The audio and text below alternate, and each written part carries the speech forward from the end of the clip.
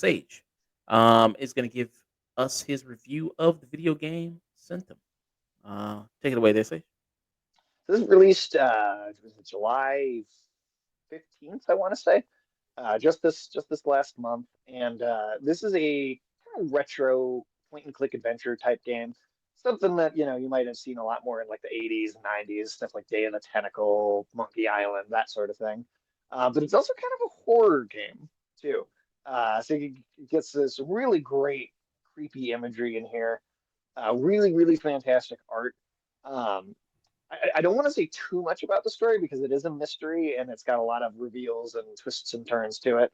But you start out in a prison cell and your character has no idea why they're there when they got there, doing the amnesia thing. And you slowly interacting with the environment start to kind of pick out what the backstory is that brought you to this place. Really cool. It's interesting in a way where there's some kind of folding layers of reality on top of each other, like the Matrix.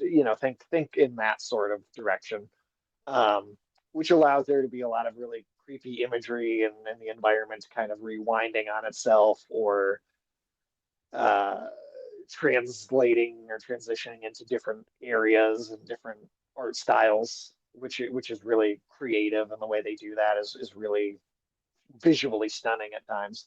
Um, and I will say, in terms of like the puzzles, it's never particularly difficult. It's I think it's much more interested in telling you a narrative than it is about having to necessarily solve a puzzle.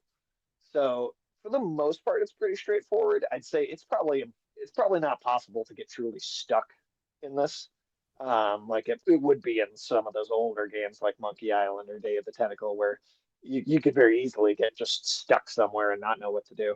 Here, I think you're kind of always pushing forward, no matter how whether you know what's going on or not. Um, but it ends up telling, I think, a pretty solidly emotional story. There's some good elements of, like I said, I don't want to spoil too much of it because I think most of this game is its narrative, but there's some really good stuff about kind of broken familial relations and kind of what the work to repair those sorts of relationships can take later in life. I'll leave it vague there just so it's not giving too much away. On it, this game really probably only takes 3.5, 4 hours to play. Definitely very much an indie game. This is also published by Serenity Forge, who provided us with a review code for Lifeless Moon last year, which we also gave a decently positive review to that as well. So if you like that, this is probably up your alley as well. I'd say ultimately, I think I enjoyed this more. It was a very good kind of let's zone out, let's just absorb a story. I will say there's a lot of reading here too. There's no voice acting, so I was originally going to try and stream it, but once I saw just how much reading there was, I was like, I don't know if it's going to make for the best stream, unless you've got like a real good radio voice, maybe. But it's interesting. It's got a lot of good drama to contemplate. It's got a lot of very spooky, really really striking imagery, and it's got this great retro art style to it. I'd give this a really strong tune in. Mm. It's not going to blow you away on the level of like game of the year or anything like that, but it's very creative. It's very thoughtful. It's very very beautiful, and it's not AI art. It's got a lot. It's clearly all done by hand, consistently, really different imagery too. Yeah, it's strong tune in. Mm. And you can play this game on all platforms. You can play Yes, it there. You can play it on PlayStation. You can play it on Windows, Xbox, there, Mac OS. Switch and everything. I don't see the Switch. Oh yeah, Switch. Yeah, Switch. Yeah, listed Yep, as yep. well here. Um, Game came out this year. Game came out a little bit of beginning of this month of March. Came out March 11th. Um, Marshall. That's right. yeah, so you had that there. Trying to see is the price. What's the price of this game?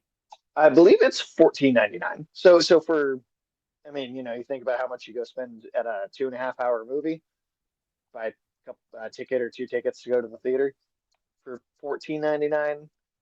I'd say this will get you about 4 hours of time. And Hmm. I don't know if it's there. I think that there's also some replay value too, because there is some stuff you can miss. There's a lot of conversation choice stuff that I think would be very interesting to revisit and follow different paths.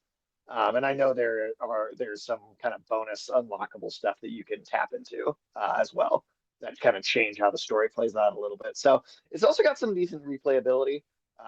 I'd say 4 hours at minimum that first time, and then you could definitely add in probably a couple extra to try and see all the alternate routes it can take. Mm, okay. So a strong tune in for you for Symptom there.